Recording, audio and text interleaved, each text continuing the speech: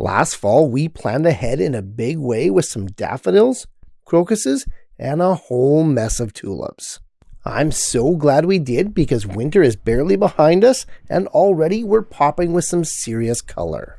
Collectively, these and many others are known as spring bulbs.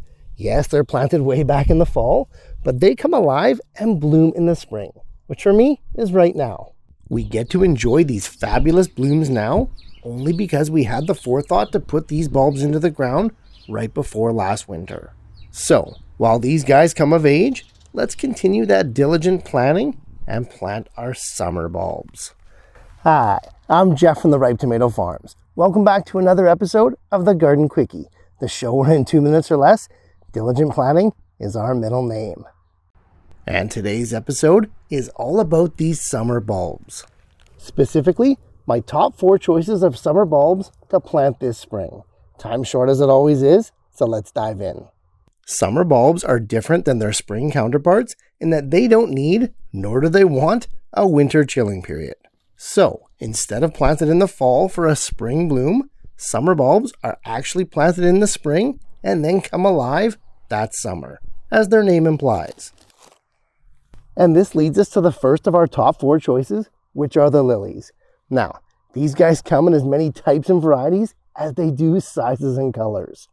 Most lilies are very long-lived and do best in cooler climates, which is kind of nice because as we'll find out, a lot of the summer bulbs are quite tropical in nature. Our second choice are the Gladioluses. These guys are a member of the iris family, so you know they're tough. Gladiolus range in size from 2 to 5 feet, so finding the right one for the right spot in your garden should be a cinch. Also, like some of our lilies, Gladiolus can be left in the ground to regrow if you're in zone 7 or higher. Below that though, if you want to regrow those bulbs the following year, you're going to have to dig them up and store them before winter.